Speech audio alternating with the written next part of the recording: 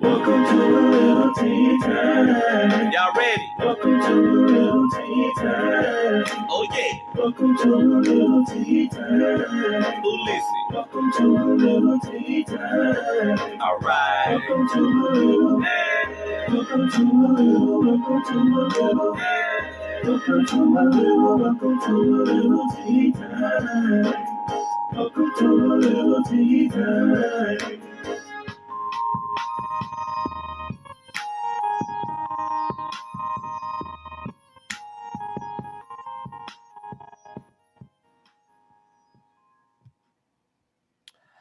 All right. So good evening, everybody, y'all, everyone at home. Thank y'all for tuning into a little tea time with me, Jarek, aka Jarius D. Young, your favorite published author. I would love you guys to like, comment, and share this video. I am coming live to y'all from both Facebook and Instagram. So I want to shout out everyone who's watching on Facebook and on my Instagram. Thank y'all so much for tuning in. Tonight's show is going to be a different show because we are kicking off African American History Month. I decided to do a show around poetry where I wanted to celebrate us and celebrate culture. So the title of the show is Black Future Month, Not History, Living Proof of the Past Fruits.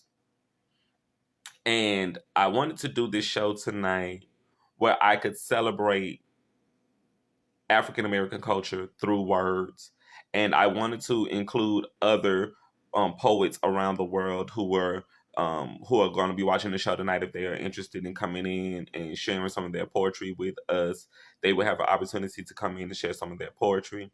So if you are watching at home and you are interested in doing some poetry tonight, after I share a piece or two here, y'all are definitely more than welcome to let me know that you want to come in and share some of your work, and I can add you into the lives and we can let y'all read some of your work on tonight.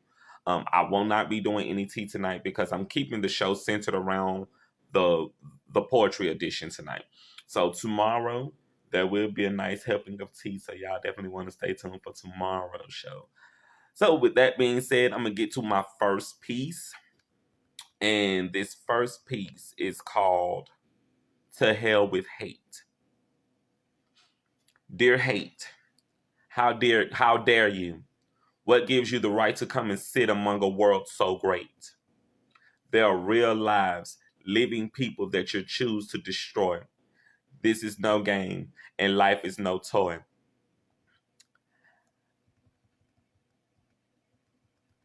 I've seen where you've destroyed homes with your disease. You've been a pain in the ass to live with.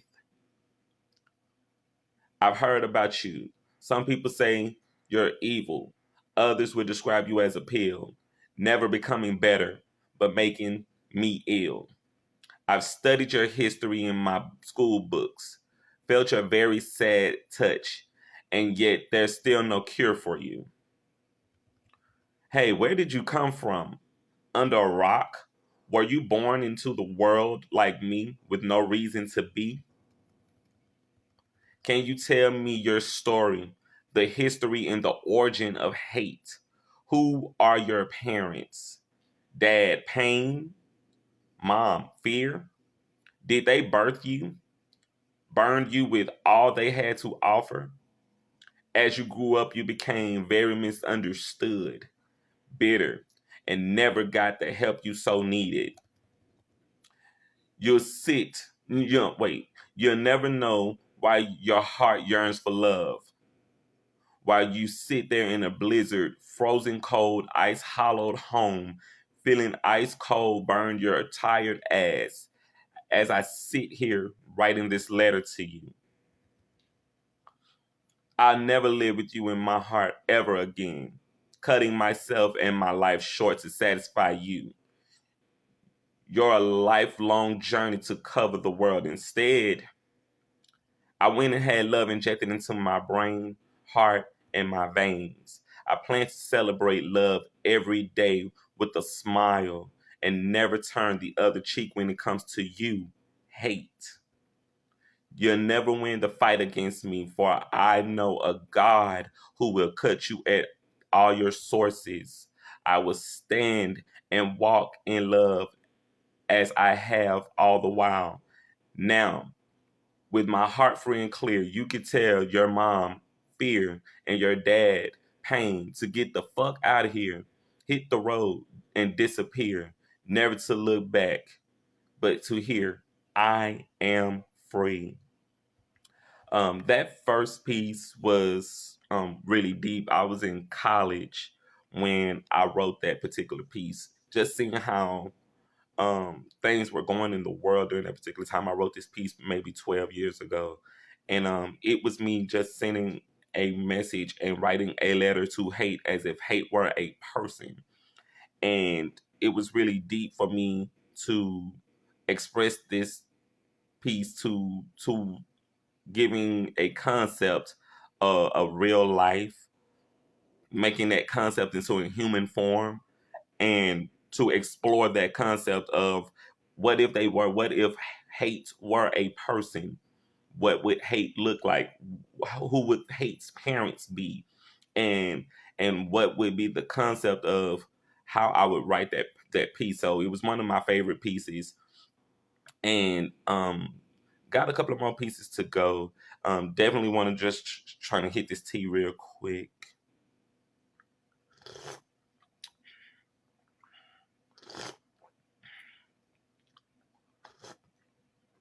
Mm.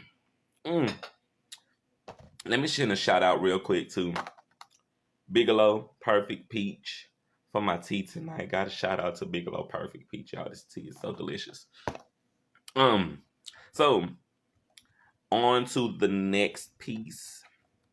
The next piece is entitled Slave to the System. I wrote this piece January 10th, 2020. I woke up this morning feeling like I had to go see my master, the man who holds my life in his hands, who tells me what I can do and what I can't do. They tell me I can't go to school because I can't afford to pay for it, but would rather see me work as a slave for it. I'm just leasing the space you feel is just right for me, caught in a crossfire of self-hating people and living the best we can for the day. You tell me what I can eat and drink and how to live and what I should think. We're slaves to the system, and everybody is asleep around me to even know it. You took us captive many years ago, broke us and beat us into submission. Black men degraded down to nothing more than low down brothers, butch and femme, queens and sissies. Black women have been broken down to their cores and are left carrying the weight of their children on their backs, all while they're trying to be happy themselves. They've whipped they wiped away all of our values and customs from all of our generations and left us here as bottom feeders and stuck us here on their plantations. They cut us off from our family, shedding you of your support, guidance, real love, and expect you to behave civilly with some class and respect for your brother and your sister. You got to worry about the elders running game instead of spreading and teaching knowledge to the youth of tomorrow. The school feeding us lies from sea to shining sea, but don't give a damn about some black gay man talking about some damn degree. They feed you negativity all around from the news, social media junkies getting high off our next post to impress people who don't even give a damn about you, but wouldn't mind a piece of your ends. Hey friend, tell me how you feel. Tell me how you feeling. All your secrets, your fantasies, and your desires. You might get rich, but shit, I have my empire. I'm a star shining in this. I'm a star shining in the wars, and I'm a star shining in the wars. The fire burning away the old ground for the new foundation. I told you to come to me. I'm your Savior, King, your God, and with all your burdens, I will bear them all. But when my building caved in, I look to go. Wait, I just missed that complete line up. I told you to come to me. I'm your Savior, King, your God, with all your burdens, and I will bear them all. But when my building caved in, I look to go to you. I tried to smoke some herb and meditate on a different frequency, but my vibes were driven out by this dark horse. I swim in fine oils to cure my impurities, to still come up and not feeling clean enough to carry on my fight, to see my name in lights, reaching my dreams each day when I awake. Earthquakes, rumors of war, and talks about the world's going to end. So, what's the point of it all when the ladder's about to fall, like Stevie sung it and how Bob preached it? Got king to the mountaintop to see, then took all the hope away from us with just one shot. Freedom, I say freedom. I'm still fighting for my freedom because I'm a slave, a nomad traveling through space and time, working to make a dollar from a dime. Worried about my future, stressing today, but knowing I'm working hard just to make a better way for my life, for me. And I'm drowning here on a plantation to be free. Um, that piece, Slave to the System, um, was a piece that I wrote. I was having a real bad day, y'all, when I wrote that particular piece. And the way that I was feeling, I had to express that in a way where I was able to get that energy out because that was how I was feeling at that time. That I am a slave to the system. I felt that I was a slave to the system. And I wanted to convey that energy because I did not want to have that energy on me. So it was a real deep piece. And just to let y'all know, like some of these pieces tonight are gonna be really heavy and really deep because this is Black History Month. And I'm speaking from a place of our ancestors, from a place of where we were and where we are now. And we have to be able to embrace where we come from in order to know where we're going. So tonight's show is really going to be different, y'all. And if y'all are watching, I definitely want y'all to keep your vibes up and just be open to where I'm taking y'all tonight because this is going to be a road that most people may not be interested in going down. But I wanted to take this journey with y'all tonight because as a people, not just as Black people, but as American people, I wanted us to be able to share this journey tonight. So thank y'all so much for just understanding that tonight is going to be a little different. It's going to be a little different, but I thank y'all for tuning in and just staying with me.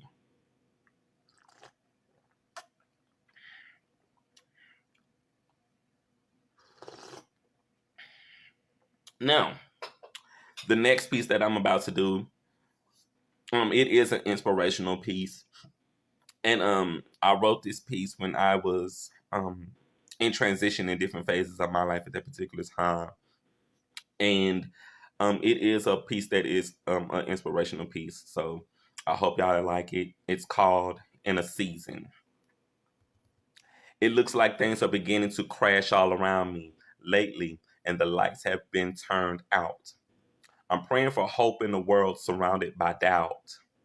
I'm thinking about the next big venture in my near future that's shining so bright. I've been basking in the energy around, growing strong and glowing like a bright light. I feel change on the horizon. My ship's coming in soon, and I'll be free of this misery and horrible gloom. It's like waiting for the stars to align, and you keep telling yourself inside, stay strong. In time, you'll be fine. Sometimes in despair, I wish I could disappear. And then my heart says, be encouraged, Jared. You have nothing to fear. These are just small battles you fought and won before. Victories come to those who endured to the end of the war, to those who stood the test of time, held heads held high and lines drawn in the sand. To those who believe, I am a conqueror, I am chosen for greatness, I am a king amongst men. I know my Father who rests there with our Creator. The heavenly divine hears my prayers, understands my tears, and knows my heart's desires. To shine brighter like the great sun that sits on high, ready to spread my wings to fly, soaring like an eagle in the sky like a rocket into space. Feeling that Filling the world with my joy and putting smiles on people's faces, inspiring them with my words, my spirit, to set their souls free with my fierce positive vibes. Through love and creativity, being a lighthouse. Um, that piece was a powerful piece for me because I wanted to express how things seem to be so bad, but you have to continue to feel and believe that things will get better. And you have the power inside of you to just continue to press forward, and knowing that when you continue to press forward, that you can change the world around you. When you continue to believe that things can get better, you can see them get better. Again, just want to shout everybody out who's tuning in. Thank you to all of my viewers for tuning in tonight. Thank y'all so much for y'all just taking out your time and your energy to come in tonight and just being here with me for a little tea time. Please like, comment, and share these videos if y'all are watching. And thank y'all so much. The next piece that I'm going to do, it's called My Last Tear of Sorrow. This piece was a piece that I wrote um while I was also in college. I was very inspired by my African American Studies class, taking that class when I was back in college in 2010. And a lot of the pieces that I'm reading tonight, some of those pieces are pieces that I wrote while I was in college, and some of the pieces are pieces that I wrote over the last few years. But all of these pieces were pieces that were so relevant to the time of where we are now that I felt it was important that I shared every last one of these pieces tonight. So the next piece, My Last Tears of Sorrow. When King said he had a dream of change to come, they took his dream away. Malcolm X was ready to fight for my brother, your brother, and was killed during the Creator's Day. Kanye said Bush was a racist, and Wayne said he was misunderstood. As I read as I read my books in my college classroom, I was filled with gloom. So many truths being spoken because black men is used as a token. I look around the world in the year 1020 and see a world today with no justice and no peace in our country's streets. It's hard to sleep when some people seem to think that my people are not fit to sit in a room with them, spending our money and enjoying a meal. What's the deal? From further observation of my exploring my roots, our people were grabbed up by their boots and spooked here on ships in chains. As we stood in those lines singing, they beat us, changed our names, and still we carried the shame. I work every day towards a change, breaking a belief that black men and women are more than the best breeders and bottom feeders to be free in a world we cried, bled, and built on our backs. When I think of where we came from, Africa is America. They changed our name, and yet we're all still the same. Back home, we were kings who treated their slaves like family. They had homes, wealth, love, health, until we were stripped of our power. Lena Horne never settled for less. She made them give her the best. I watched how they sold us for little or nothing, and those days are not gone. Ain't that nothing? King's dream was Obama's reality. Our load is heavy, and this is the real deal. They hate us as we still prevail. They're killing us, our dreams, our goals to grow old and wearing gold made by God the Creator. These tears cried won't fold my story from being told, and I won't be sold on something not real. I ask you to shield us in your blood, keep us under your grace on the day of judgment, and let us see your face. For you are the chief of justice, truth, and the light. Every day I'll move forward with my fight. I will survive, never to cry in vain or in shame, because I know who you are and your name. You are the head of my life, and I will lead in your footsteps, guiding me accordingly. That piece was a deep one for me too, because it was me finding hope. It was me finding hope in a time where I couldn't see hope.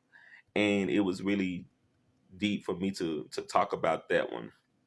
Um, I wonder how everybody is doing tonight. I wonder how everybody's doing. If y'all are enjoying this, can y'all just give me some signs that y'all are enjoying this so far?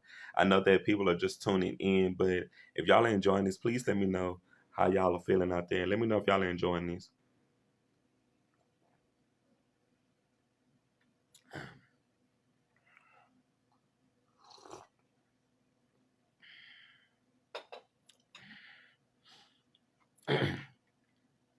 To everybody out there watching, thank y'all so much for tuning in. Thank y'all for your love, your energies, your support, and your time for a little tea time, the poetry edition tonight. Um, this next piece that I'm about to do. Um, as y'all know, we experience and see this all the time. Black men and women being shot and killed, innocent black men and women being shot and killed. Um, and when I wrote this piece as a way of a response to just us being shot and killed. Just innocent people, unarmed black men and women being killed. Thinking about just Sandra Bland and just us in general, just black people, not just from history, but even for present time, because this is still that's something that's going on even present time. So the title of this next piece is Please Don't Shoot. Please don't shoot. I'm just heading home from the store with snacks for a movie. Please don't shoot. I'm a student working on my criminal justice paper for class. Please don't shoot. I'm just an innocent black man, woman, boy, or girl just minding my business without a care in the world. Please don't shoot. My hands are up, and I'm scared that any of my actions could prove fatal, even a sneeze, while you're saying freeze. Please don't shoot. I'm a hostage along with my kids in the back seat, fast asleep. Please don't shoot. I'm not the person you're looking for. How do I fit the description of 7 feet when I'm barely 5'4"? Please don't shoot. I called you about someone breaking into my place. My weapons are for my protection to keep my family safe. Please don't shoot. I'm just here playing video games with my son, and someone claimed they heard gunshots coming from my home. Please don't shoot. I live here. I came home and there's a stranger in my house claiming they had the wrong apartment number. Please don't shoot. I have a concealed permit in the glove compartment and I'm a registered member of the NRA. Please don't shoot. I'm leaving for college tomorrow. I'm a good person with a bright future to follow. Please don't shoot. I dropped my phone, my wallet, everything at your request, and still you shot me 2 times in my chest. Please don't shoot. I'm just jogging home from my workout routine at the park. This is my way home. I live that far, just past that blue car. Please don't shoot. Someone call my mama and tell her they've arrested me already. Please don't shoot. That's my money. This is my car. I'm a lawyer and a part-time professor at the community college. Please don't shoot. I'm heading home. And yes, I know it's late, but I just stopped to pick up my dinner plate. Please don't shoot. I know I look like a threat to you, and you have reasons to feel the way that you feel, but I'm just a 16-year-old boy who just wants to live. Please don't shoot my daddy. He didn't do anything wrong, just took the wrong turn down the wrong road. Please, I'm begging you. No, please don't shoot. Oh God, no. Why? And that piece was please don't shoot. Please don't shoot. It's our cry. It's a cry that we always give when we are at the mercy of police officers and their guns. And that piece was so deep to me because I watched over the years the stories that we've seen on the news, how we were shot down, just murdered in senseless crimes. And Please Don't Shoot was a cry that I wanted to write as a response to what I felt. And it was a really deep piece for me to share with y'all. So thank y'all so much. Um, this next piece was a piece that I wrote when I was in a really dark place. Um, Having to think about who I was and where my life was going and having to see things the way that I saw them at that particular time, and it bothered me. And so I wrote this piece as a response to what I was dealing with in my mental state at that particular time. And I think y'all may like it. I don't know if y'all may not like this next piece, but this next piece is called They Taught Me to Hate Me. Why is he reading a book? What makes him think he's better than me? Who does this nigga think he is? I tell you who I am. I'm a brother who was told you'll never be nothing more than a thief, liar, a crook. But a ditch digger was the worst thing I've heard besides a sad nigger singing gospel songs and the blues. To be hung from a tree like strange fruit, not ripe enough for the picking, blood dripping, watering the grass below our swinging feet, blowing in the wind like sweet magnolias, and flames over the lands and sands. We see it all the time now, being attacked by our brothers, cousins, fathers, and friends, being killed by one another in our communities because we simply can't agree to disagree.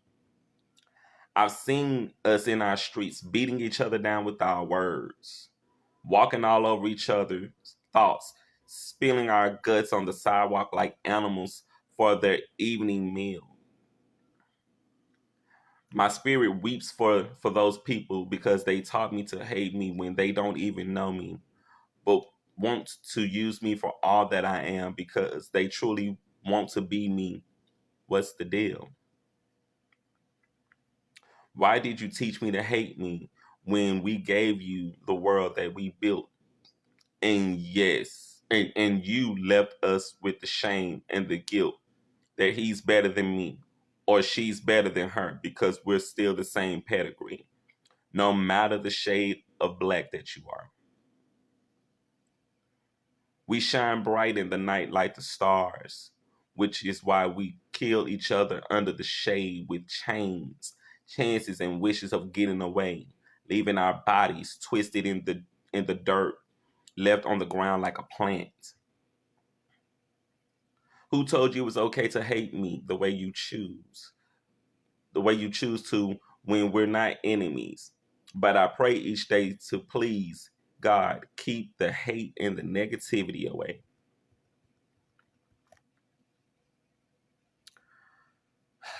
Um, that was a good, strong piece.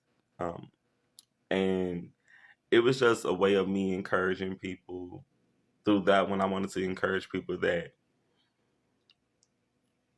we were taught to hate ourselves and that we have to fight back against that. We have to fight and combat against what we've been taught, and that we have to know who we are, and we have to appreciate who we are as people, because in that, when we know who we are and when we are combating against it, we'll learn to love ourselves and not continue to be in a space where we have to hate ourselves. So that piece was a strong piece. And again, I just want to thank y'all so much for tuning in to a little tea time, for y'all just being present with me tonight, for your love and your support. I see that this show is probably a little different because my viewers are not really active tonight. But I thank y'all for tuning in anyway. For anyone who gets to see these shows later, please like, comment, and share. And thank y'all so much for tuning in. So this next piece that I wrote, it is a message. It is a message. I wrote a letter to America, to white America, to the Caucasian people. And this piece is it's gonna be a little deep.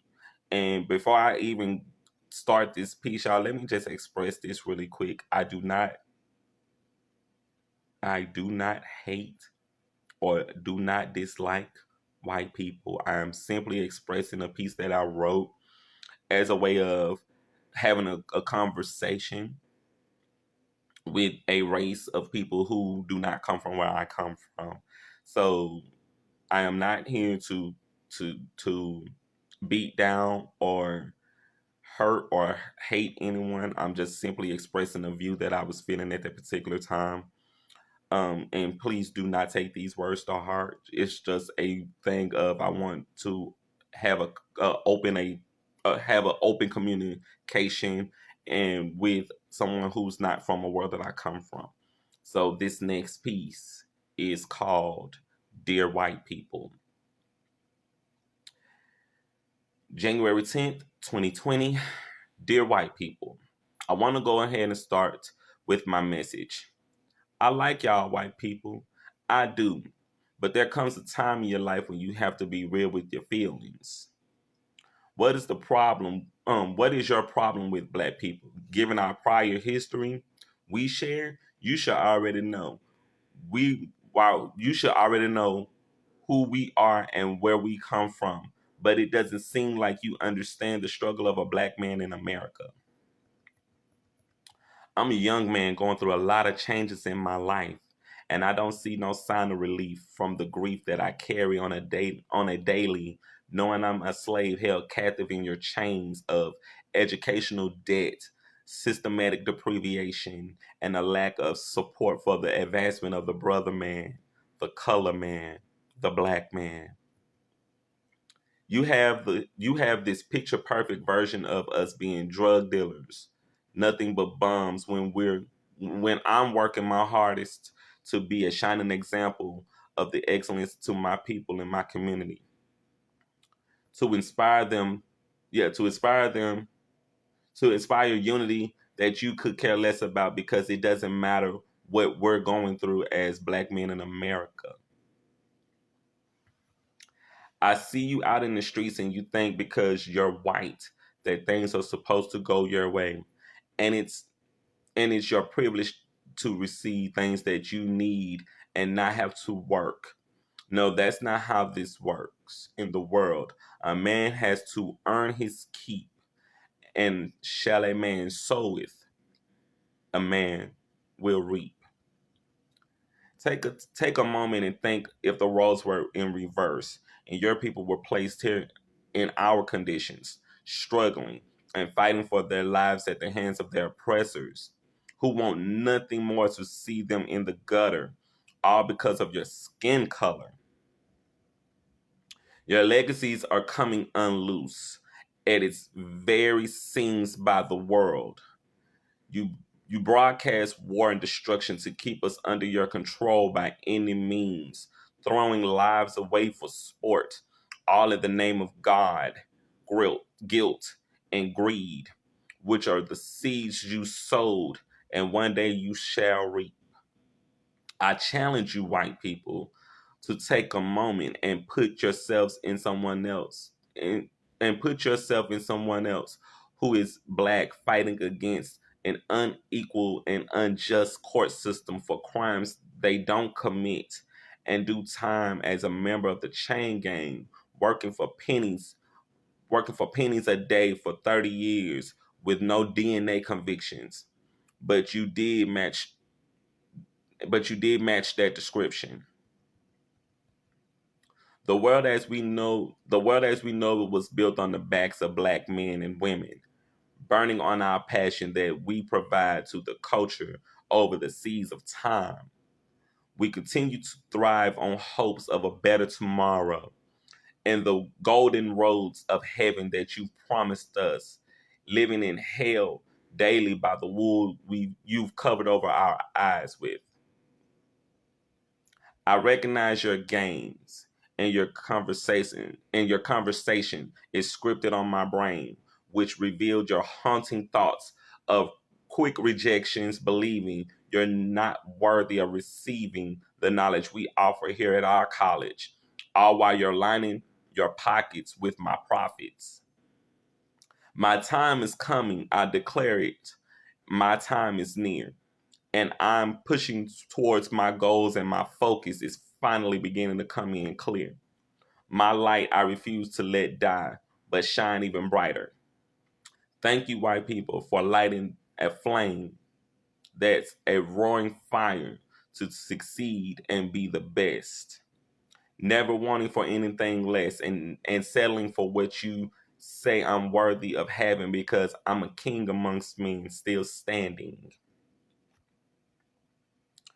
Again, just wanted to just express that that particular piece was not targeted as a hate speech for white people. Again, I do not hate or dislike white people. I care deeply about all people, but it was just a piece that I just wanted to express at that particular time, and just opening your mind to being in a place that where I come from. If you come from a place where I come from, you'll understand. And if you don't come from a place where I come from, open your mind up to if you were in that place. Now, this particular piece is if this particular piece, this next piece is a piece that I wrote for my people, for us as for African American people. Now, let's get this very clear because I wrote a piece called Dear White People. I needed to write a piece called Dear Black People because if I was going to address one group, I felt that it was absolutely necessary to address the other group, which is us, which are the African American people. So, this next piece is called Dear Black People. I send you my love, peace, and blessings.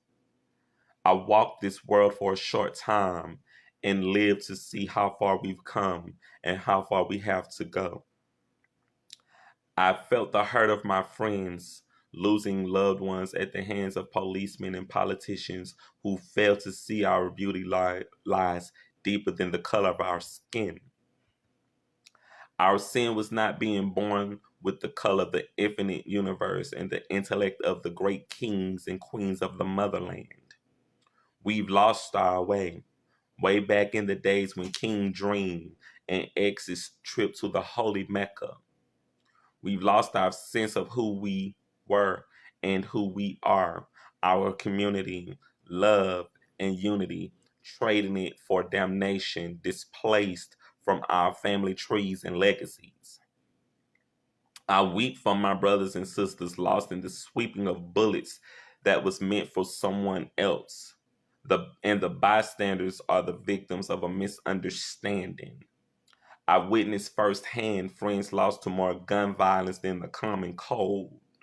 Souls grown cold to the reality of the world we live in, singing farewells to faces of my community who look just like me, crying on the altar for God's mercy, wanting to be free of my burdens of just losing another person of color.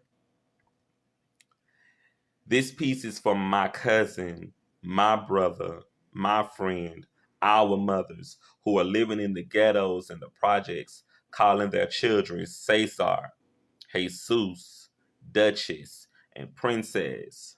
My brothers, my king brothers and queen sisters, we still have so much to do.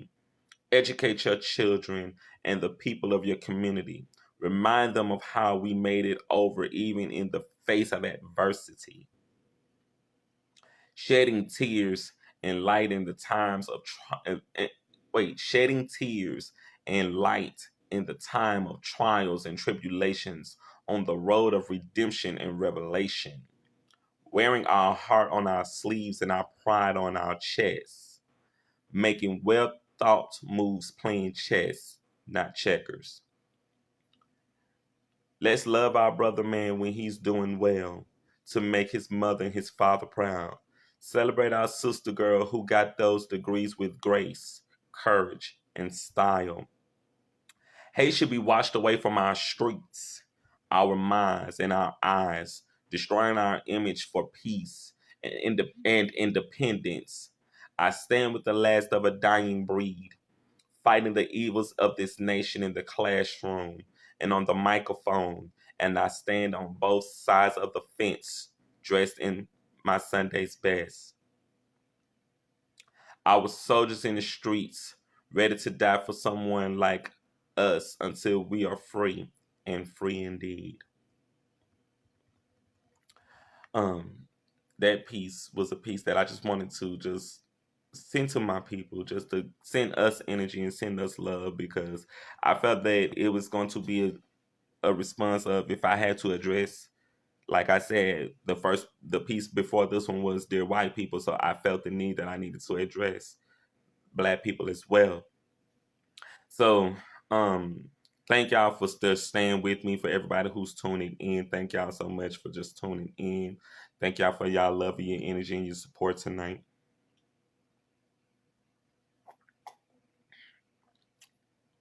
So, um, still, there's anyone out there, any poets out there who are interested in sharing any poetry tonight, let me know. Send me some comments out here in the feeds if y'all are watching on both Facebook and Instagram.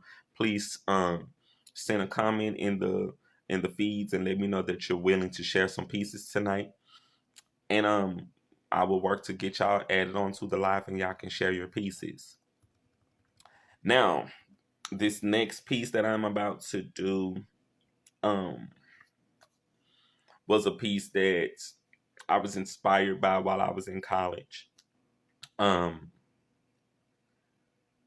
Gonna probably be a little touchy, but I needed to have this particular conversation because we meet these type of people every day and we don't realize that we're meeting these type of people every day. And um when I say these type of people, I mean convenient black people. Convenient black people are black people who have who do what they have to do to get by the color of their skin.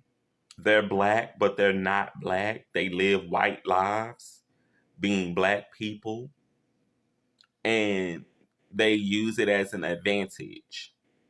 And I've been meeting people like this along the journey of life.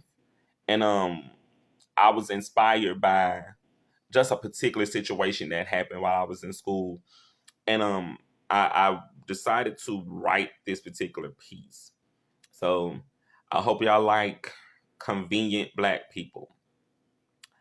I met one of you in college, sitting up front with Samantha, Paige, Lizzie, and Jill, talking about how stressed you was studying for the psychology test. How you had your glass of wine with your study guide. You had with the shine in your eyes as you smile with the girls up there with their fake pearls, ponytails, and phony conversations in plastic cups of coffee. When class was over, you walked and you spoke to us as you eased by to your seat like we were invisible. You complimented Aisha's hair and my jacket and wanted to join us for lunch. Sorry, hun, but here's a tip for you. Girl, you're black.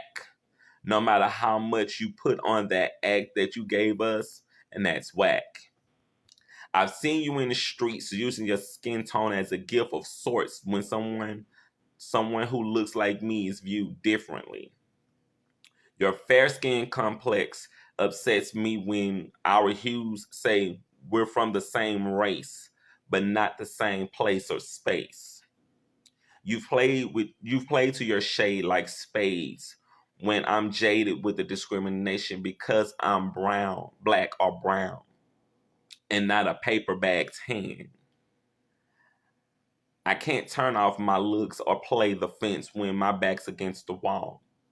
I've witnessed firsthand I've witnessed firsthand a so-called brother man or sister woman betray their own race just to advance their own motives and intentions, standing in alliance with their enemies because they reminded them of their mom or their dad, who's half white or not black or not all the way black.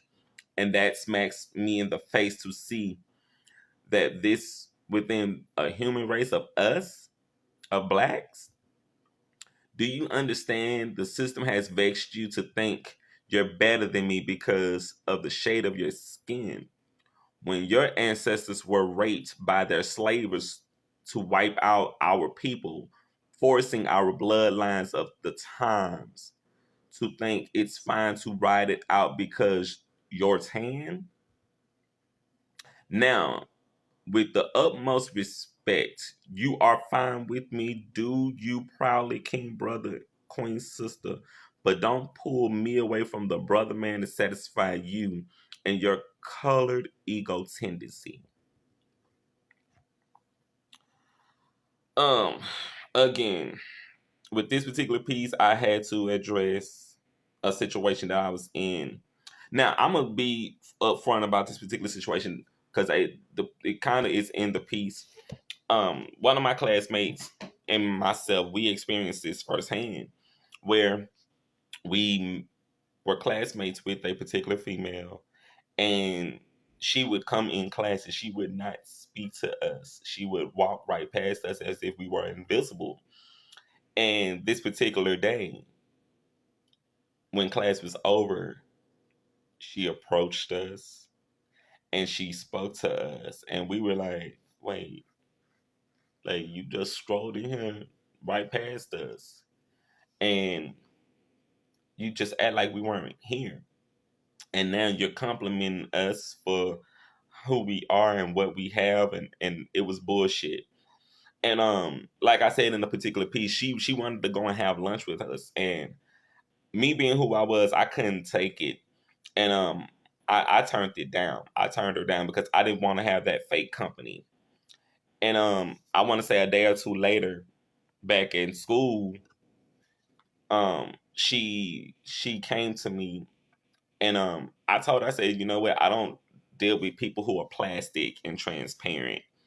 Um and it wasn't that I didn't, because I'm not a person that hates people for who they are. I don't care who you are. I love any and everyone for who they are. But when it is very transparent that you are being very fake and shady, that shit turns me off. And I had to address it in a way where I didn't hurt her feelings, but I needed to communicate to her properly. Like, you need to know who you are and know that there are people who don't look like you that can't do what you do. We can't play to the shade of our skin. We can't play to the shade of our skin.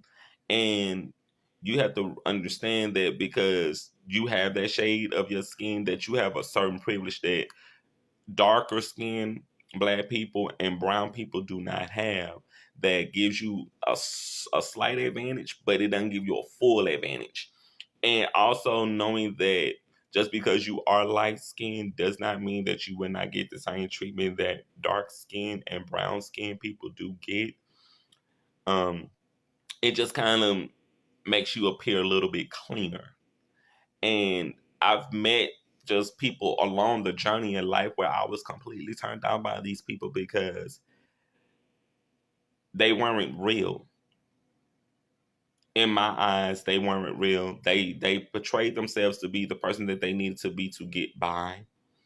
And when they got by, then they act like they don't know who you are, the real people that they've gotten to know, because you don't fit their mold and you don't fit their structure of who they think you should be.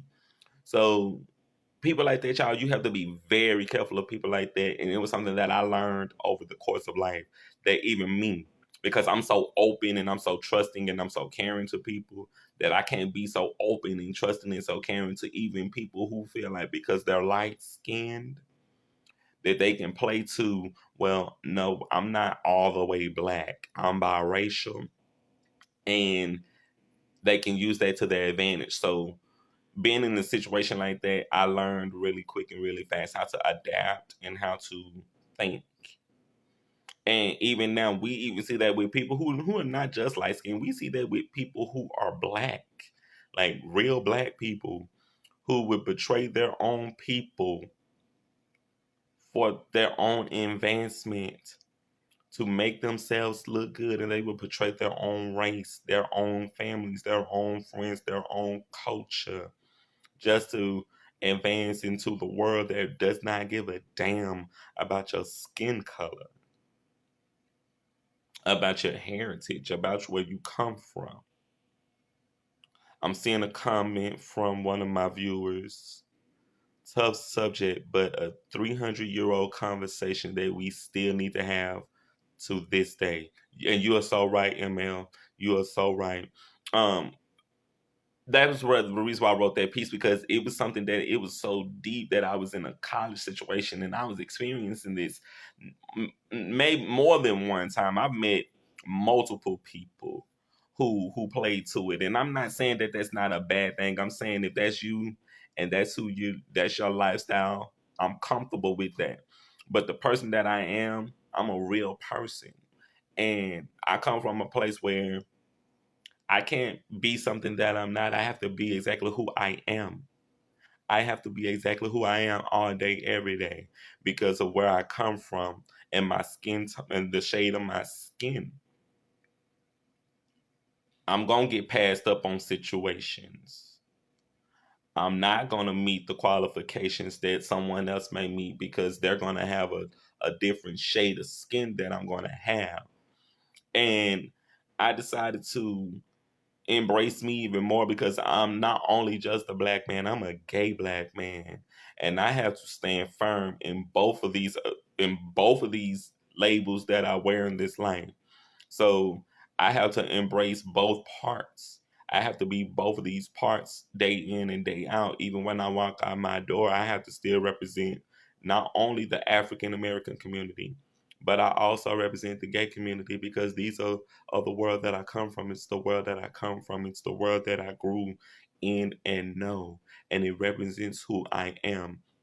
So I embraced it and I made it me. And I don't plan on changing that to please other people, because there are people who are going to say, well, you're nothing anyway because you're black. And you're nothing anyway because you're gay. And you don't meet a qualification because you're black or because you're gay. And I've seen this just around where it bothers me to see things like that. Again, I want to thank everybody for tuning in, for everyone who has been joining the conversation, to everyone who's watching. Thank y'all so much for watching tonight, just for being a part of this episode of A Little Tea Time. Let me hit this tea again. Mm. All right. So we are getting down to the last piece And no, I have two more pieces. I have two pieces left. And um this next piece is a very important piece because I wrote this piece around just seeing how us as black people, how we shoot at each other, how we kill each other, how um how it is still a problem within our community. And I'm gonna tell y'all the title in a moment so y'all understand where this piece is coming from. But I come from a place where I'm still bothered by this. And I just wanted to express it tonight because we have to get to a place where we're not still in the same space with one another. This piece is called Black on Black Crime. And the reason why I wrote Black on Black Crime, because we see this all the time. And it's not just us shooting at each other, y'all. It's us stealing from one another. It's us fighting one another. It's us hating one another. It's us that just degrade ourselves because we hate ourselves and we've been taught to hate ourselves. And Black on Black crime is so important to me because I've witnessed firsthand how us hating ourselves, how we can become products of our own destruction because of us hating ourselves. So this piece is called Black on Black Crime. Since I was a young man, I often wondered why black on black crime was so high. Growing up, I've seen brothers shooting at each other, caught up in a crossfire coming home from my mailbox, running for my life, dodging bullets, or avoiding beatings from brothers who didn't like me just for wearing the wrong colors when it was all I had, clean and decent to be seen in. I've seen brothers fight one another over sisters who slept with both of them in the same week. Then one of them end up in jail on Sunday for the other brother's death. Just last week on the news, a 19-year-old and a 31-year-old black men shot at each other for reasons really unknown, but my mind was blown to see a kid shooting at someone whose age. Just last week on the news, a 19-year-old kid and a 30-year-old just last week on the news, a 19-year-old and a 31-year-old man, black men shot at one another for reasons really unknown. But my mind was blown to see a kid shooting at someone who was the age of his father. And I wondered, where was his dad? Who's there to teach them right from wrong? How to be a man in the world, how to love God, himself, and his family, to love his brothers and his sisters all the same. That life is not about money and material things, but owning land, having a plan of leaving a legacy behind and and a name to make their sons and daughters proud and smile. Something worthwhile. I witnessed firsthand a young man shot and killed in the parking lot outside my apartment the summer just passed by another brother, and my heart was just in pure shock. Brothers shooting at moving targets just to miss and murdering innocent child babies like offerings on an altar. Babies like offerings on an altar. On an altar called not to have a life at all. I wonder what enters a man's mind to kill someone of their own kind because they wanted the other brother because they wanted what the other brother had, but wouldn't make the sacrifices that brother made to see better days for the time that he had. Black on black crime is a disease that was planted in our minds to hate one another and not protect our people in the community. The unity we once had is gone. This world is sad. Um, Black on black crime was a very important piece for me because we see this all the time. Um, 10 o'clock news, we gonna definitely see someone got shot at today. Someone got killed today. We're gonna definitely see this like tonight. So Black on Black crime was a piece that I wanted to share because it was just my way of just saying, like, as a people, we've lost our way. And until we can get to a place where we don't shoot a kill at ourselves, that we really got to stop hating ourselves, y'all. Like, do y'all realize, like, there are people who pay to see us kill ourselves? There are people who pay to see us die and don't care if we live. You know what I'm saying? Like, we're just turned into cattle that they don't matter. Let the motherfucker kill themselves. They ain't shit no way. It's the way that we're viewed. Like, I come from a place where I understand. I understand that I'm nothing at all to certain people. I'm nothing at all. But I had to come to an understanding of knowing who I am and whose I am, and knowing that I'm not being held to the same standard as the person that I see every day.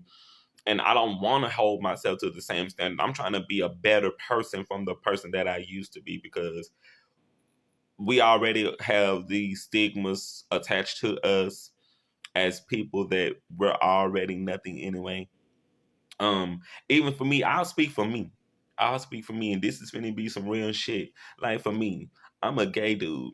So me being a gay dude, I'm expected to be sleeping around with every dude that I see, to be trashy, to be classless. And I've been in situations where I've had labels placed on me as being a rapist or a child molester because I'm not a whore. And because I carry myself with dignity and class, this dude has to be a child molester because I'm not sleeping with every dude that I see.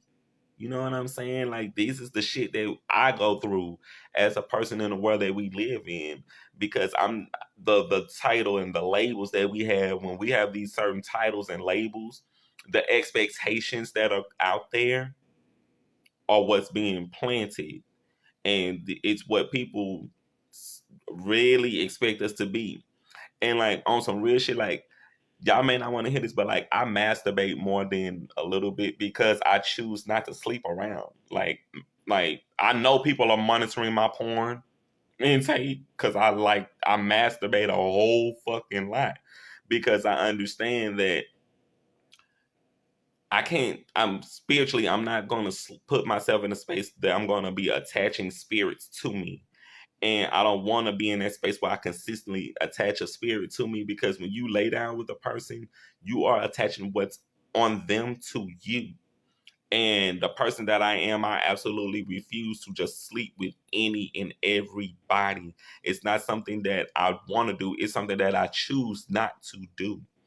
And I have these conversations with people. I have to tell people all the time, like, do y'all understand? Like, spiritual warfare is real.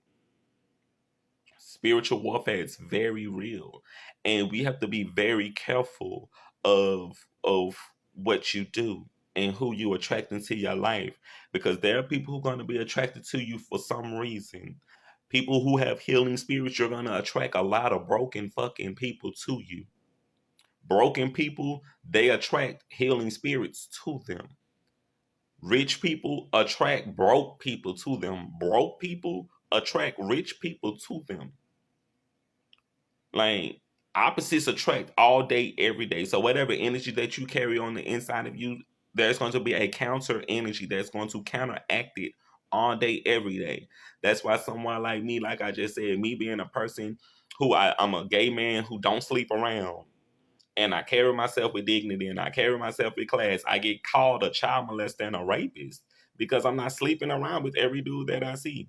You know what I'm saying? So it's like having to counteract what's already out there, and having to be a person that I know what's going on around me, and I choose to be proactive instead of reactive.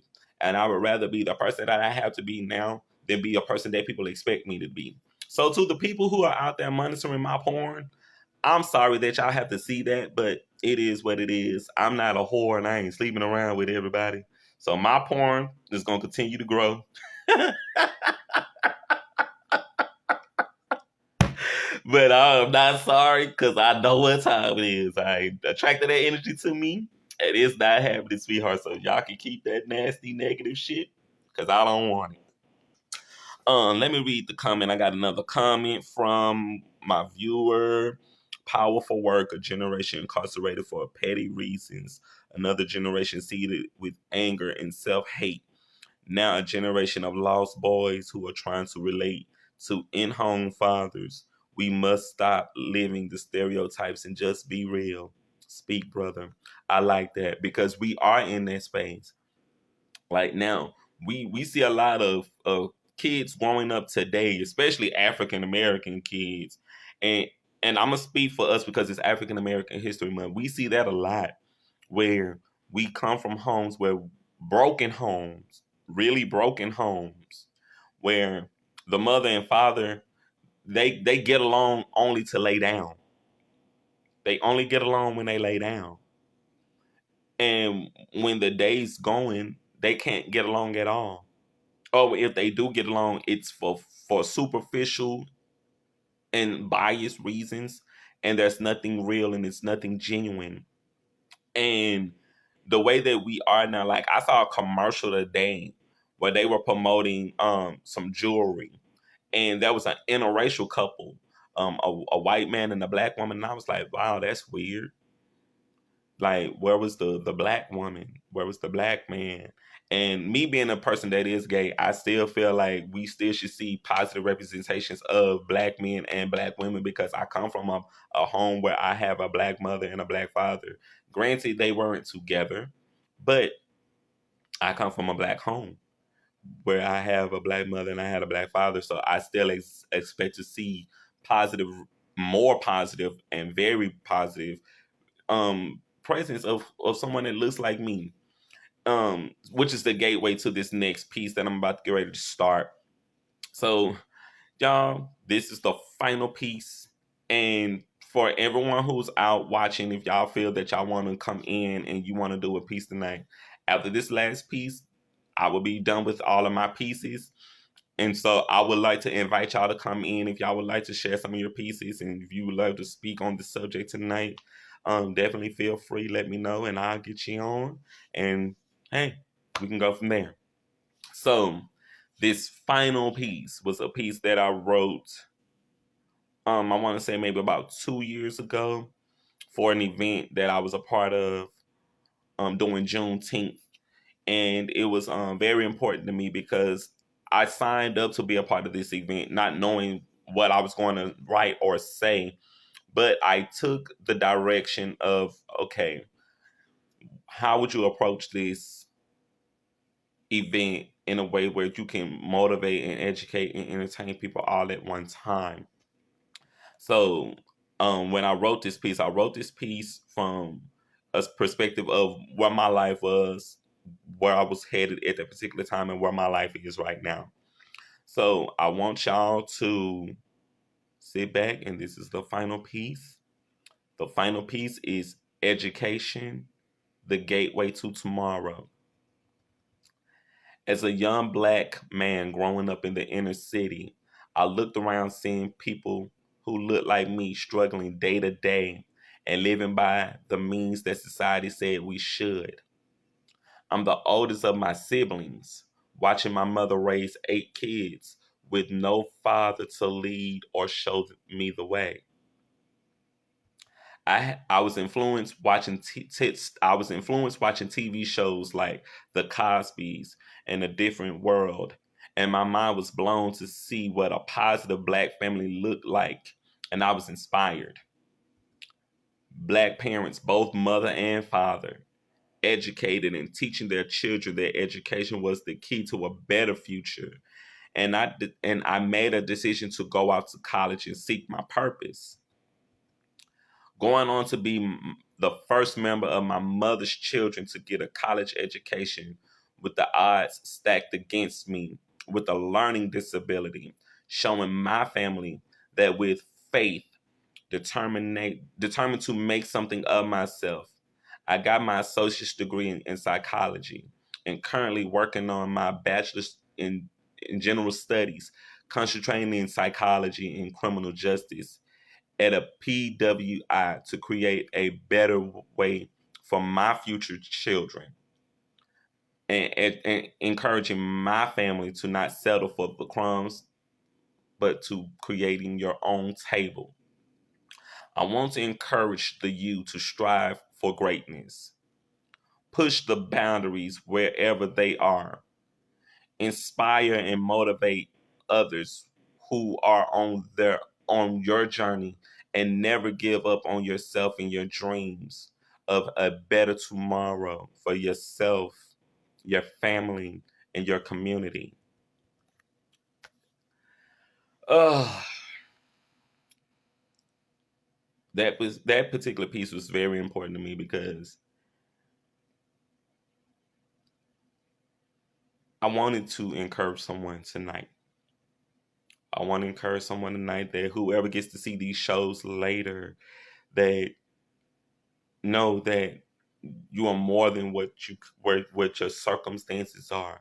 You are more than what you've been through. You are more than what people say you are. You are more than any and every situation you've been through in your life, and you have to tap into that power inside you and find your purpose, find who you are, find what makes you great, and see how you can carry yourself to that place in your life that God has called you to be. So with that being said, you guys, um it was the final piece for tonight. And now this is my open call to poets out there watching. If y'all are out there watching and you feel that you would love to spread some of your own truths tonight, that you feel the need to want to speak some of your own gospels and do your own testaments or some of your own poetry tonight, I definitely would love for you guys to come on. The time is 8:12, so I've already done the show for a little over an hour. So I just wanted to open the floor up to any other poets and any other people who were viewing my lives here on Facebook or on Instagram. If y'all wanted to come in and just share some of your pieces. So I'll give you guys a few minutes to see if there are people willing to come on and share some of your pieces tonight. If you are willing, the floor is yours. Just let me know if you're willing to come in and share some of your pieces, and I'm gonna just sip on some of this tea and just see who gonna take the step to come in and just share some of your truths tonight.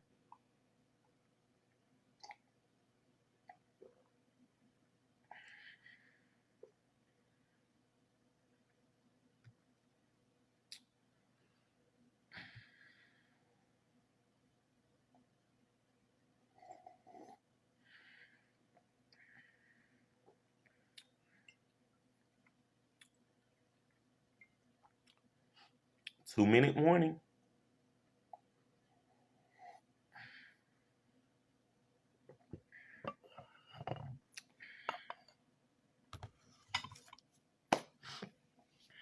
2 minute warning.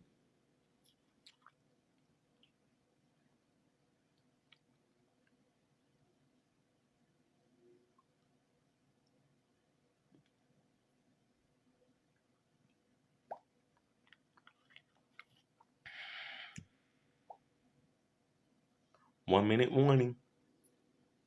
1 minute warning.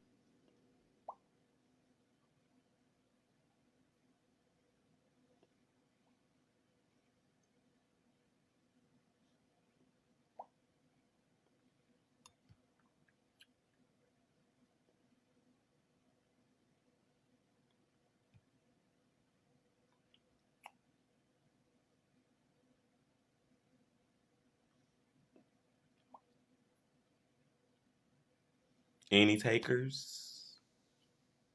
No? Yes?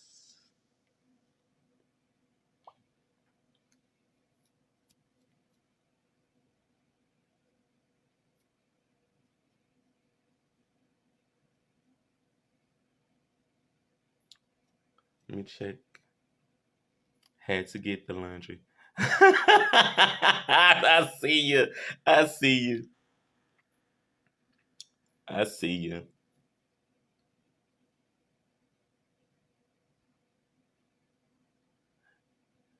Okay, I'm just reading, checking voicemails. Shouldn't be checking voicemails while I'm doing the show.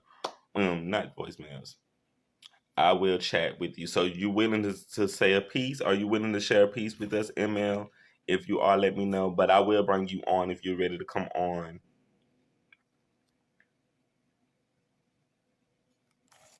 This is an interesting night to have a discussion, y'all. This is the first day of African American History Month. And I feel like we should be having these discussions because we don't have these discussions. Like the family that I come from, my family, we I can't have this conversation with my family. It's above them. And because it's above them, for me being me, I felt like I wanted to have this conversation as a way of if my family gets to see this later, they'll understand where I come from and the mindset that I have.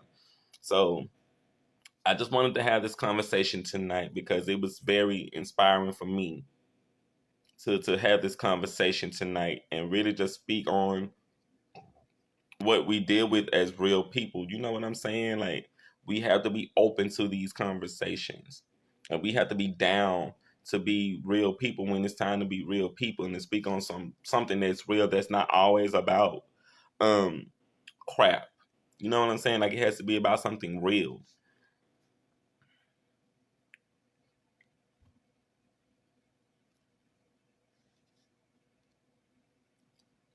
ML, I am going to try and send you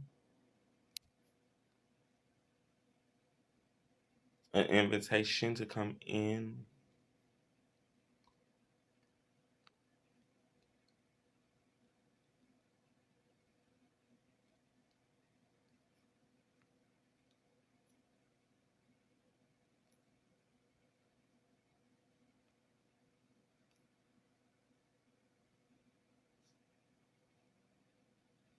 Don't know what's going on.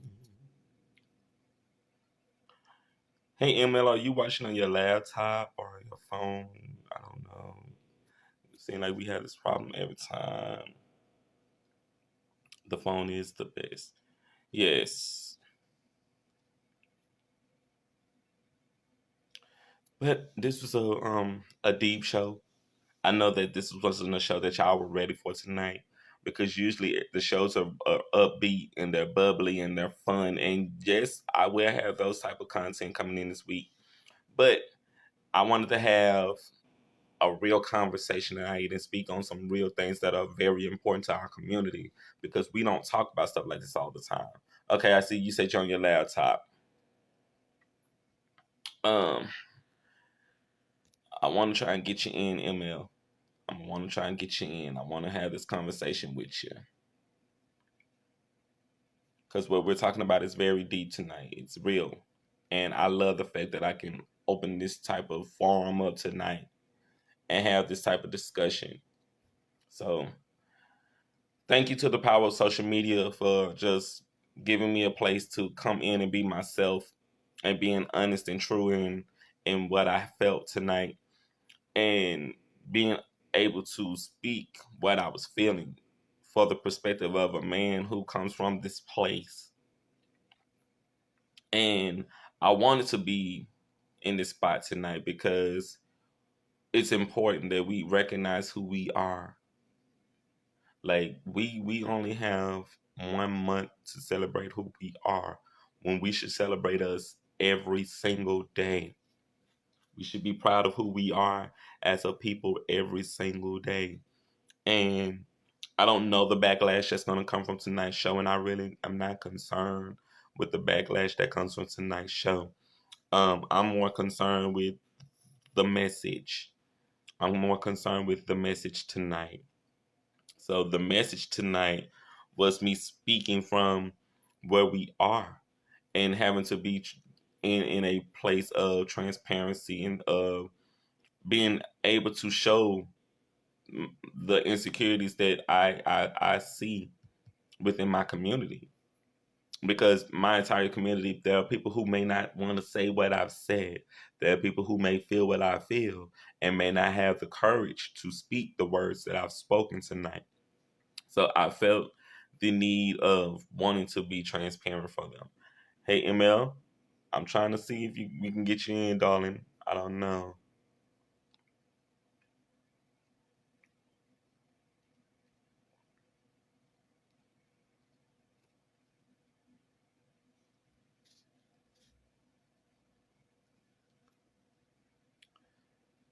Da, da, da. And I don't know if you're watching on Instagram. I'm gonna see if I can add you on Instagram.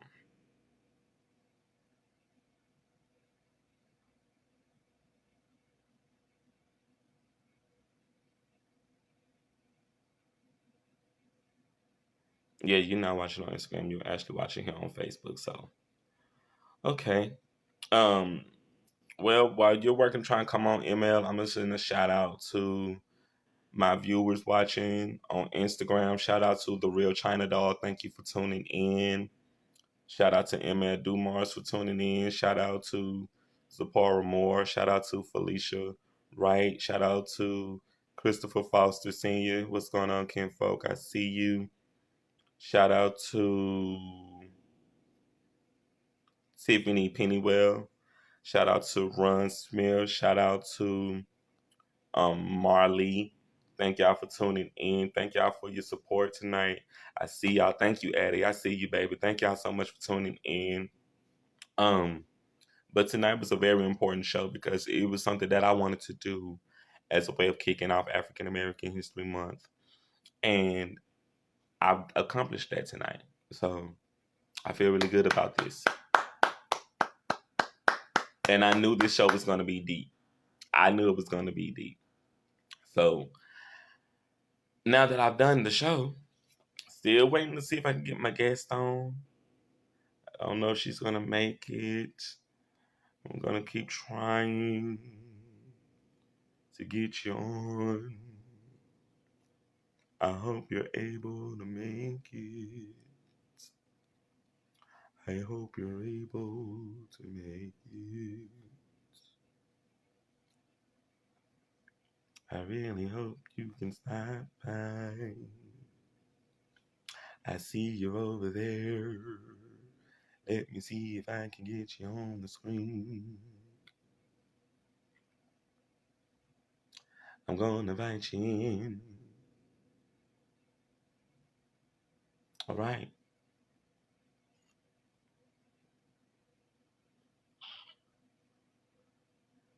Good evening. Hey, I couldn't hear you for a minute. Okay. Yeah, awesome work, powerful work that you shared this evening. I just wanted to give you props for that. Thank you. Just incredible texture to your work and timeliness. I mean, this is conversations we've had generation after generation. I've heard my grandmother talk about the same things, and they're still relevant today. Because until we fix the problem, we're going to continue to have the problem. So everybody has work to do in fixing it. You know, we have, as you said, our own prejudice and against each other. So, you know, working on that is one thing. How can we expect someone who's not like us to understand and treat us the way we should be treated if we don't treat each other the way we should be treated?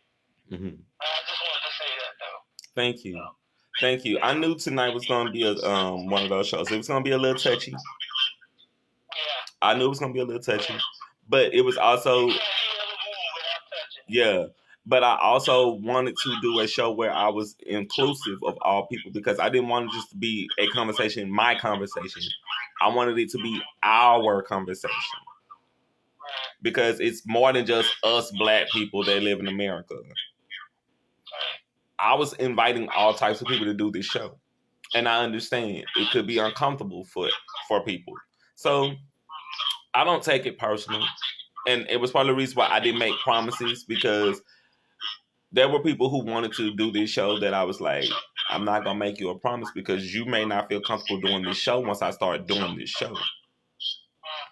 And I knew that these pieces were going to hit home.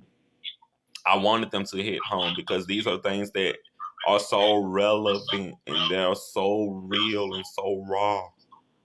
And I wanted this to be something that, because it is Black History Month, I needed this to be something that we can continue to talk about starting tonight. I wanted to have this conversation starting tonight, because we're going to see this all month. Yes. Like, we gonna hear about our history all month. So let's tackle it. Let's really go in, because they gonna show us just the beautiful stuff. The news and the TV shows, they gonna show us just historical figures who did positive things for the African American community. And I totally support that, and I stand by that, because it's great for us to see representations of us, to see historical figures of us who've done great things.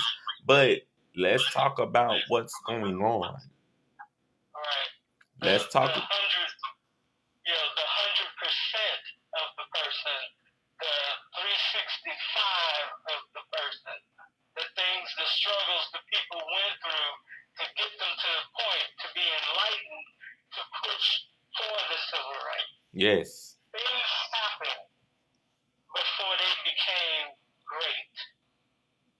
And it's no shame or no condemnation. These are 100% people. And we don't always get to see the whole story. The struggle that some of the people that worked with Dr. Martin Luther King Jr. had to deal with. The being pushed back from the images because you're a black woman when Armstrong sat down on the moon. And he came back and shook everybody's hand. We didn't get to see everybody whose hand he shook, because they didn't look the way the camera wanted them to look. They didn't have the same je ne sais quoi, paleness. You know, they didn't have that. So we didn't get to see all the struggle, having to run to the bathroom and take a break and then run back to do your work because there's only a bathroom for white people in your building. We didn't get to see all those struggles, those real deals that happened to make these people understand what they were doing was important, and yes. that they were headed for greatness. Yes. Without even desiring it. Yes. Doing it selflessly. Yes. And we still have people who do that. Yes. People who are trying to make a difference today. But if they don't come in the right package, we don't get to see them. Right.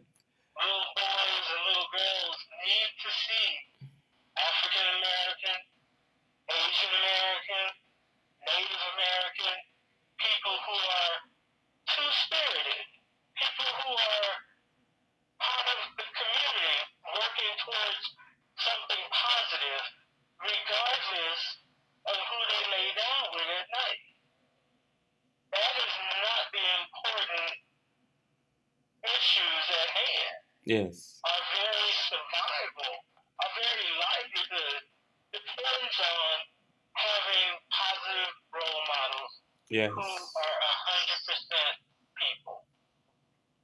They can't just be 20% in front of the camera. Yeah. They've got to be 100% people. Yeah, I've said that. I said that about you and Deborah, watching y'all work and knowing that y'all are so educated to your history. Y'all are so educated to where you come from. And I said that when I interviewed y'all on A Little Tea Time, that I was impressed more by y'all because it showed me that these people know who they are. They know where they come from. And there's so much more to know. The information that we have is so limited compared to the wealth of history that's out there. Some of it's still hidden. But the desire to learn came from necessity. You know, I grew up in a female-dominated house. I was blessed that I never had to learn to deal with a male being over us, except for my big brother, who was the man of the house, and he took care of everything. But having dealt with racist situation or dealing with misogynistic situation prompts you to find out more because there's got to be something better than what someone just showed me. Yes. There's got to be something better than seeing that my brother in handcuffs. Yes. For no reason.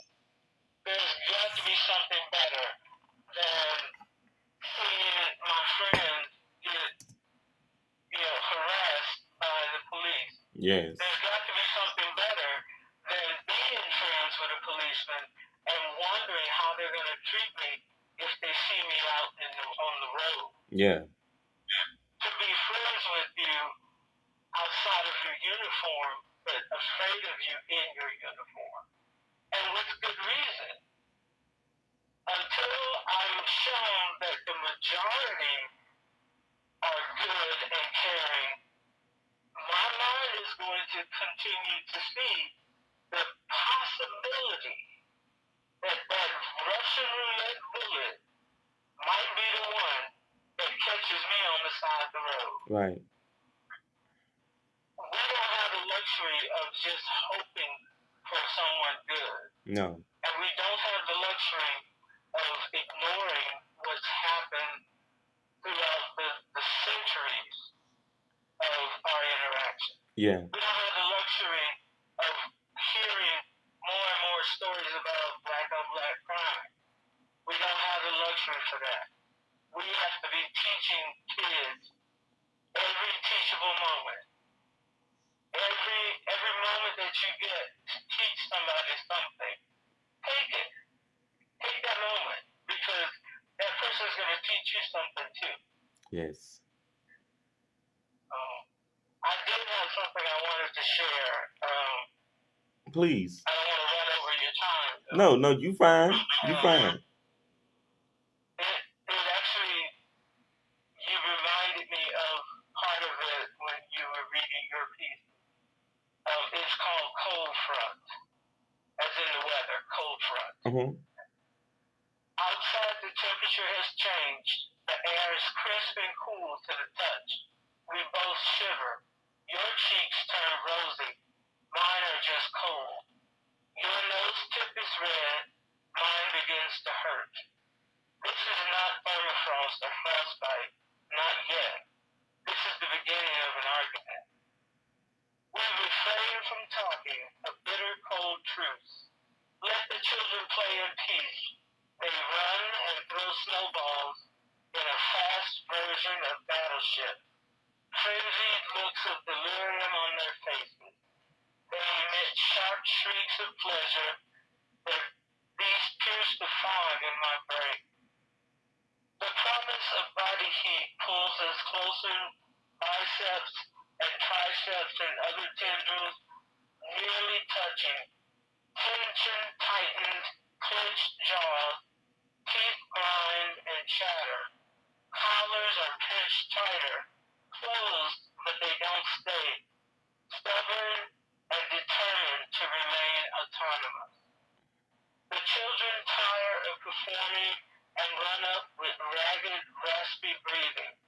Their light skin makes them look rosy too. But perhaps they are just cold. Perhaps they are just cold. We go inside for hot cocoa next to the warm fireplace. Wow. So, hopefully it conveys the fact that this is a mixed race couple watching their children and trying to avoid an argument. Yeah. So I cannot remember what inspired it. It's probably the fact that we've been seeing more commercials, which are meant to be positive images of mixed race family, but there's still issues with how to raise your children in a mixed race family when they're still going to experience problems outside of the family home. Yes. Even problems within Mm-hmm. The minor transgression, the misunderstandings that happen between couples who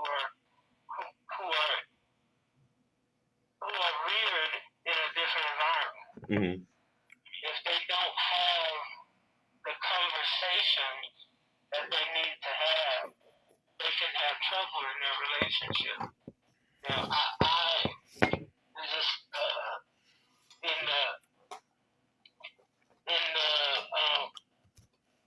meaning of full transparency, I remember in college having a relationship with a Caucasian woman who was very adamant in telling me repeatedly that one, she's not black, and two, she's not gay. And my response being, yes, but I am. Because when you are with someone, part of that person becomes representative of you too. Yes. As I make an effort to understand your culture, you should be making an effort to understand mine. Yes. And together we're able to understand our history. Yes. Because it's all of our history. Good or bad, whatever it is all of our history. That's it. So if you're not able to even stand hearing me talk about gay issues that are in the news, if you can't tolerate hearing that, how in the world can you tolerate being with a black person in the same world? Because you can hide being gay for a little while, but you cannot hide being black, ever. I don't care how light-skinned you are, I don't care how educated you are. Give me a chance to look at your hair in its natural state, and I'm pretty sure that I can see light to light. That's it. And I have nothing against my light-skinned brothers and sisters. More power to you. Right. You know, but again, like I said, it is O-U-R history. Yeah. It with me because we're having a conversation. For me, I never had like my mom is light skinned. I have sisters and brothers that are light skinned, but they come from a place where I come from. They're not portraying themselves to be something they're not. And even on the show, I'm trying to make that point very clear. Even right here on the show tonight, if that's who you are, I do not like you for who you are. That's who you are. I'm saying that if you know that's who you are, be who you are. Know that at the end of the day, even if you light skinned, when they pull you over, you still black. And like I was saying when I was reading that piece and I was talking about it, like I met people in college that really act like that. Like they really act like they'll sit at the front with the other kids and will act like we're not there. And then they want to be friendly with us, like, but you just walked right past us. It didn't even speak to us. And you went right up and started speaking to them like we weren't even here. And they don't even realize what not disservice, but what a grievance that they've just committed. Because it's not that you don't want to be friends, it's that we have an issue right now that needs to be attended to first. Yeah. I mean, I get that. Yeah, it was so weird. It was so weird. Like, when I realized what was going on, it's like, okay, wow, I can't be friends with someone like this. This is not the world that I come from. That's treacherous ground. Yeah. I want to know, I just watched a comedy series before I got on your show, and it was just skits by different comedians, some well known, some just starting. But one of them said, they said the woman was English. The black woman, she said, yes, there are black people in England. She said, but I appreciate American racism more than English racism. Because in America, you know where you stand with that person. You see that person and they let you know how they feel about you, then you know where you stand with that person. In a situation such as what you described, that's treacherous ground. Because you don't know how that person is going to react the next time they see you and they have an option of hanging out with those other people or these people. Yeah, it you was. Don't know where you stand. Yeah, it, and immediately I knew where we stood.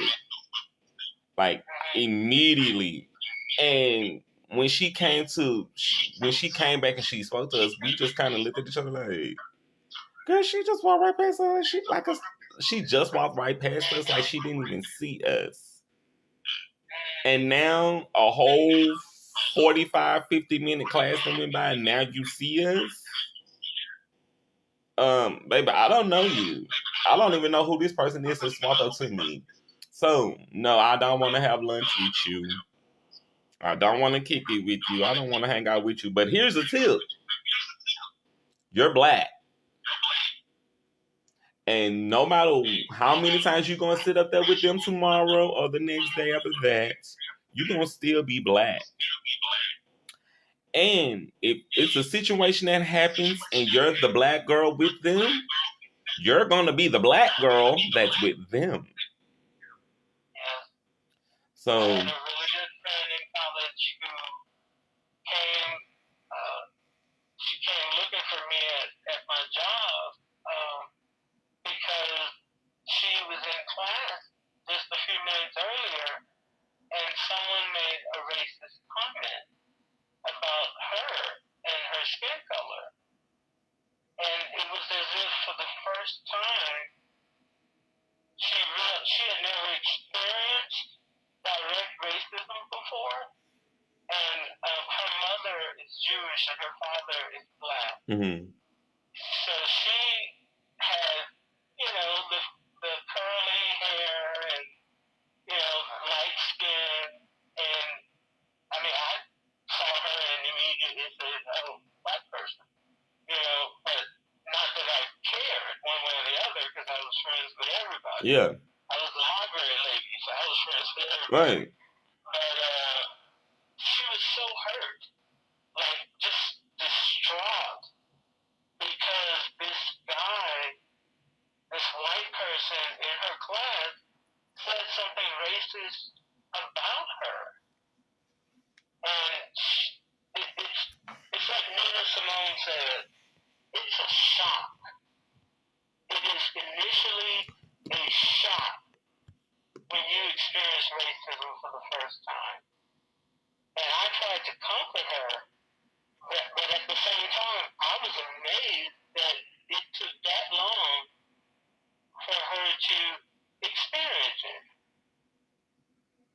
In my town, Shreveport, I was usually the only black person in the room if I went to enjoy things I enjoyed. I'd be the only black person in the room. Now, I go to the symphony and I'm like, yay, there's like four or five other black people. Yeah. We've progressed. Yeah. We have progressed. That's progress. For me, I didn't realize that race was such a big deal until I got in middle school. When I was in the 7th grade, like I went from one middle school to another middle school. So I was going to Bethune Middle School in Moortown. And then when we moved, I went to Broadmoor Middle Laboratory.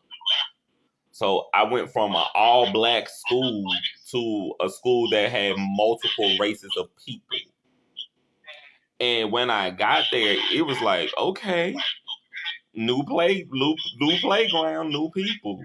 Let's get to know everybody. And I became friends with all of these different races of people. Like I was friends with so many different races of people that it was cool to go to school to be friends with all of these other people that wasn't from my neighborhood. But when I got on the school bus, I was getting on the school bus with everybody from my neighborhood. And it wasn't until when September 11th happened where we saw seventh graders and eighth graders picking out who their friends were. And I was in a space where I was like, I love my friends, like, because my friends, these are the people that I see in school and we have good relationships. And having to defend these other kids, because I'm like, they kids, y'all, they didn't have anything to do with that. Like, we here in the classroom with y'all, like, we weren't there, they weren't there. And now to be on this side of life now, where we see now, how are you supposed to explain that to children, that the little kids they playing with right now are going to be the very person that they're going to be competing against in a job later? And how are you supposed to protect them from that? So, and know that you can't. Right, and know that we can't, because that's the world that we live in. Like, I have these conversations with my baby brother all the time, and I tell him, like, man, look, you 17 years old. Them kids that you friends with right now, you're not gonna be friends with them when you leave that school. Like, yeah, y'all play on the football team together and everything is good and y'all brothers on that football team. But you're not gonna run into him at Walmart in 5 years and y'all gonna still probably be friends. That might be. I ask a few friends of mine, every now and then I'll ask, am I someone you would invite to your house? And a lot of times the answer is yes. Occasionally they're like, no, you crazy. But, I'm that friend. Yes. But the question really is, how would you feel coming into my house? Because we, as a black people, have had to get accustomed to white people. They have not had to get accustomed to us. So that, to me, is usually the standard I look to see. Will your friends willingly come to your house and play? Will their parents allow them to come to your house and play? And it's not a matter of socioeconomic. Because you can have a nice house on a nice street in a nice neighborhood, but it's a black family's house. Will your white friend or your Asian friend, will their parents allow them to come to your house? And in that moment, you realize there are some who are yes, all day long, yes. But there are some who are no. There's still a fear. There's still a fear of the unknown. Mm-hmm. Which leaves me speechless, because we formed this nation together. For better or for worse, we have formed this nation together.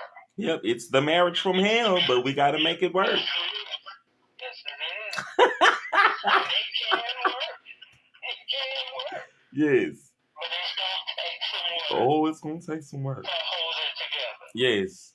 Yeah. Well, ML, thank you so much. Thank you.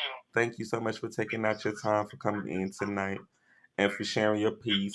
I appreciate you so much. Are you going to be coming out to the event at Arshrat? Yes, I'll be there Thursday and Friday. Okay, well, I will see y'all there. I'm excited. All right, wonderful. Hey, wonderful. Are you going to the wedding on the bridge tomorrow? I did not know about it. Yeah, it's the 2/2/22. Yes. So I'm gonna try and go.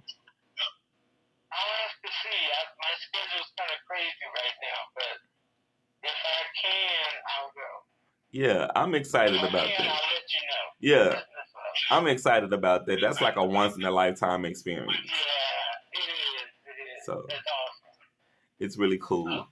But other than that, thank you again. I'm gonna try and wrap this show up because it's almost 9 o'clock. Yeah, you know my good time. I know, right? Have a good night, Hud. Tell Deb I said what's up. All right. Well, y'all, this was a very interesting show tonight. I know that this show was deep and that it was heavy for people, but I'm that dude sometimes. What can I say? I'm that dude. I'm a thinker. I like to go to the places where people don't go. So you don't want to go to those places. You don't want to go there with me. But I'm also one of those people that I believe that we should be able to have conversations about things that are near and dear. This is the world that we live in, and this is the world that we will be in until it is over. Like I was saying to MLs, this is the marriage from hell that we have, and we have to make that marriage work. And I get that we have so much far way to go. But thanks to time, time has brought us to a place where we are still able to celebrate us in a real way, that we are still able to acknowledge our ancestors, acknowledge our culture, acknowledge our roots, acknowledge the people who we stand on the shoulders of, who made it possible for us to be, even me, right here today, having this conversation, doing this show with y'all. So I want to send a shout out to my ancestors, to my great grandmother, to my great grandfather, to my maternal and paternal great grandparents and grandparents and great grandparents and my great uncles and my great aunts, and to the generation who are here now, who are getting to witness and watch this show tonight. Thank y'all so much for being who y'all are in my life. Thank y'all so much for teaching me and showing me the things that you taught me and the things that you showed me. Thank you so much for pumping energy and life into me when life took and stole so much of it from me. Thank you for every gift that you've given me. Thank you for every piece of advice that you've given me. Thank you for all of the love and the care and the attention and the gratitude that you've given me. Thank you for every loaf of bread that you fed me. Thank you for every meal. Thank you for every kind word. Thank you for being there through the good times, for the bad times, for the horrible times, for the fantastic times. Thank y'all that you see me as more than just a picture, that you see me as more than just a beautiful face, that you see me as a human being, as a person that has the same fears and the same regrets and the same love and the same courage as someone else who does not look like me, who does not come from the world that I come from, that we all share that same gold, that same energy, that same blood that runs through our veins. With that being said, thank y'all for joining me with a little tea time, the poetry edition titled Black Future Month, Not History, Living Proof of the Past Fruits. And as I say after every single show, remember to be great on purpose and not on accident. The future is now. Happy African American History Month to everybody.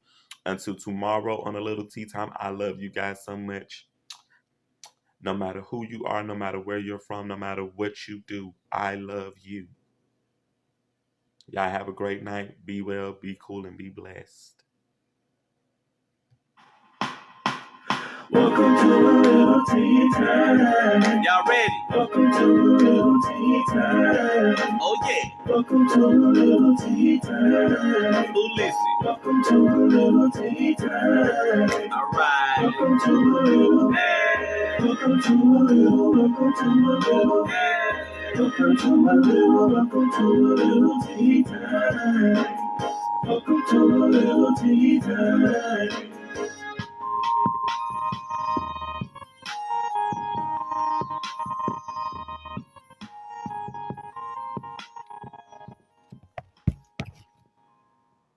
Hey, Mom. I love you. Good night.